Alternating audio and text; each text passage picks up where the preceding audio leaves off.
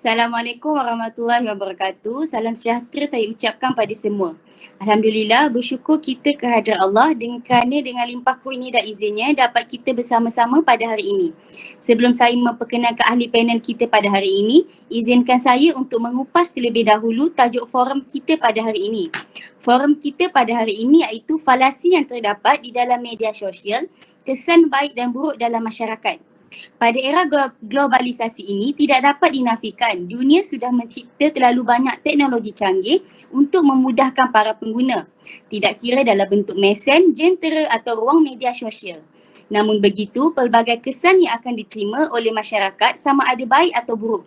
Berbicara mengenai penggunaan laman sosial, media sosial kini meliputi blog, rangkaian sosial, wiki dan dunia virtual. Antara contoh media sosial yang menjadi trend ketika ini adalah Facebook, Twitter, WhatsApp, Instagram, TikTok dan sebagainya. Jaringan sosial seperti ini memudahkan pengguna untuk mencipta laman, memudahkan perhubungan sesama rakan dan perkongsian maklumat serta untuk berkomunikasi. Baiklah, sebelum forum dibuka, untuk menelusuri. Sebelum itu, saya memperkenalkan diri saya terlebih dahulu selaku moderator dalam dalam forum ini. Saya Nurul Hanis binti Muhammad dengan nombor matrik I19203872.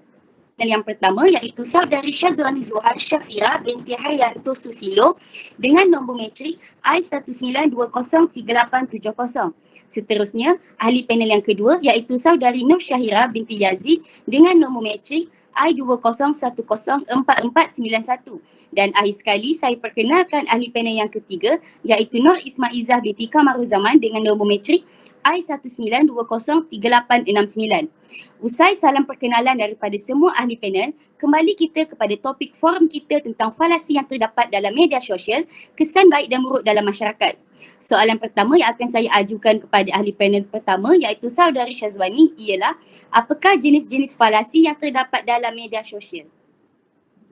Baik, terima kasih kepada Cik Moderator yang saya hormati dan rakan-rakan panel sekalian. Assalamualaikum warahmatullahi wabarakatuh dan selamat malam. Terlebih dahulu saya akan menjelaskan apa itu jenis-jenis falasi. Jenis-jenis falasi ada dua iaitu falasi tidak formal dan falasi formal. Falasi tidak formal adalah kesalahan atau kesilapan yang terdapat dalam sesuatu hujah tetapi kesalahan atau kesilapan tersebut tidak mempunyai kaitan secara langsung dengan kaedah hujahan.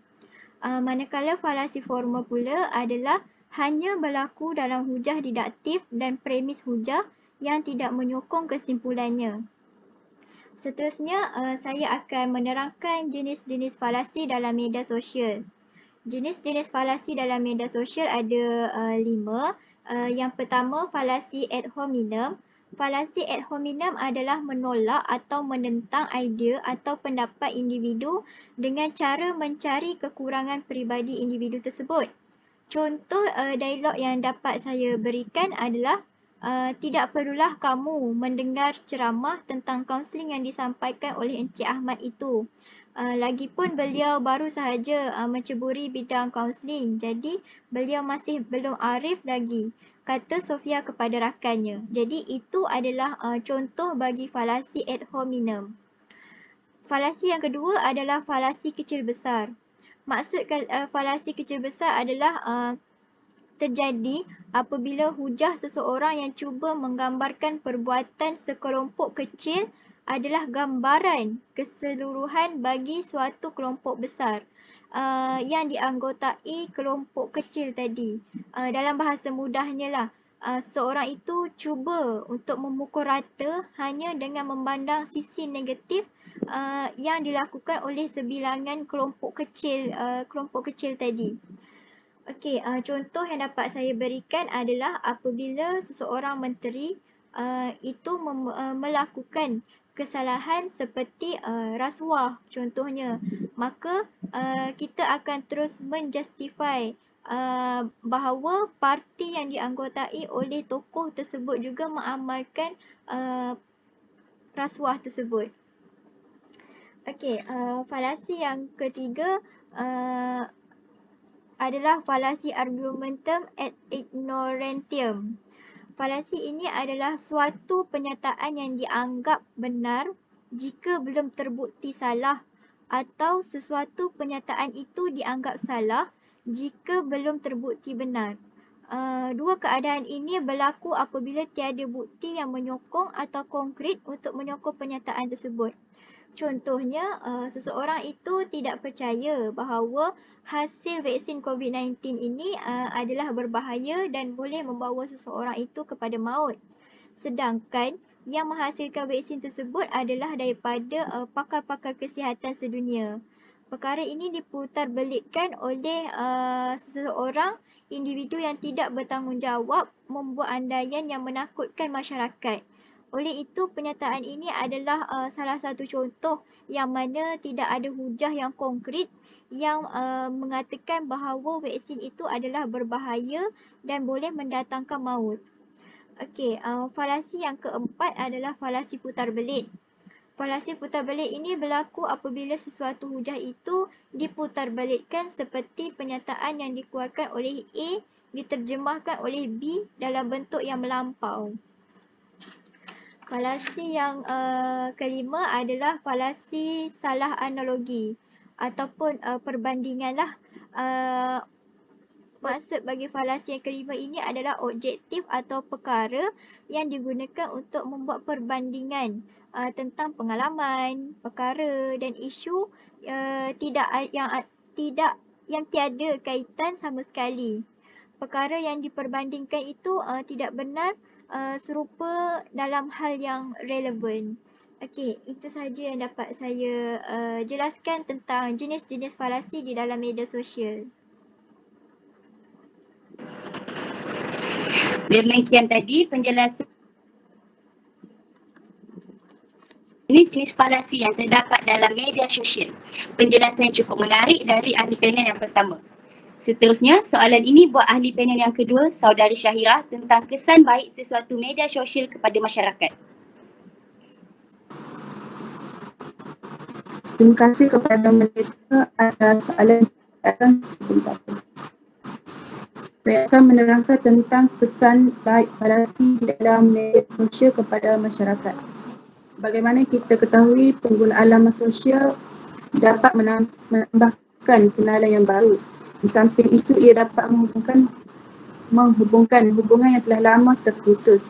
Laman sosial ini digunakan sebagai suatu medium utama untuk menambahkan kenalan ataupun mencari kenalan yang lama. Ia dapat memberikan pengguna berkomunikasi dengan kenalan mereka secara maya. Dengan itu, ia dapat mengeratkan lagi hubungan antara manusia. Seterusnya, media sosial juga dapat membantu memperluaskan platform perniagaan. Kebanyakan pengguna menghabiskan masa mereka dengan laman sosial, tetapi dengan laman sosial dapat mengisi masa mereka. Bagi orang berniaga pula, mereka menggunakan media sosial sebagai satu platform untuk memasarkan mereka. Mereka juga dapat menjadikan media sosial sebagai alternatif untuk menambahkan pendapatan mereka. Oleh itu, dengan media sosial dapat menghemat masa, tenaga dan tidak perlu bersesak untuk membeli sesuatu barangan.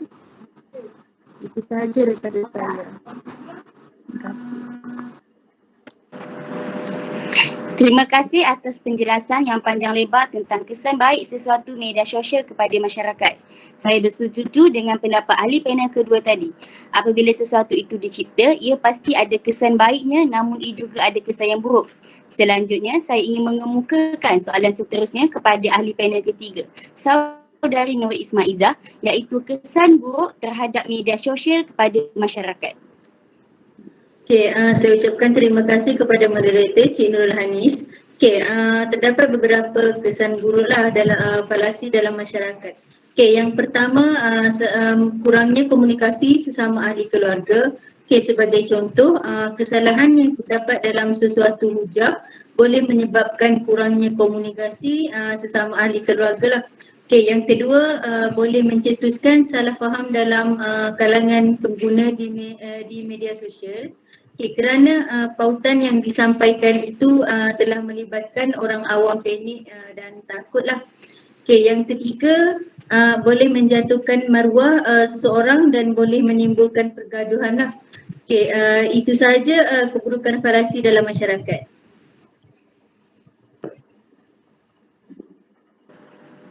Terima kasih ahli panel ketiga atas perkongsian kesan buruk terhadap media sosial kepada masyarakat.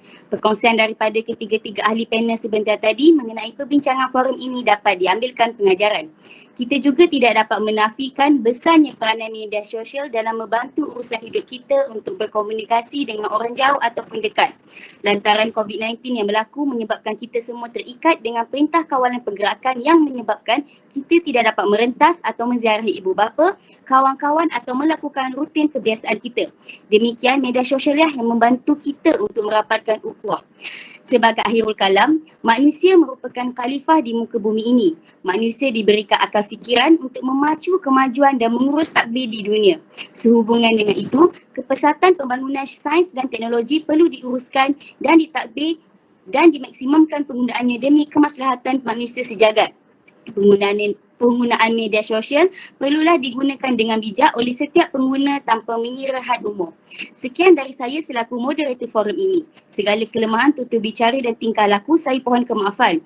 Sesungguhnya yang baik dan benar datanglah daripada Allah dan yang salah dan silap itu daripada kelemahan saya sendiri. Wabillahi taufiq wal hidayah. Wassalamualaikum warahmatullahi wabarakatuh.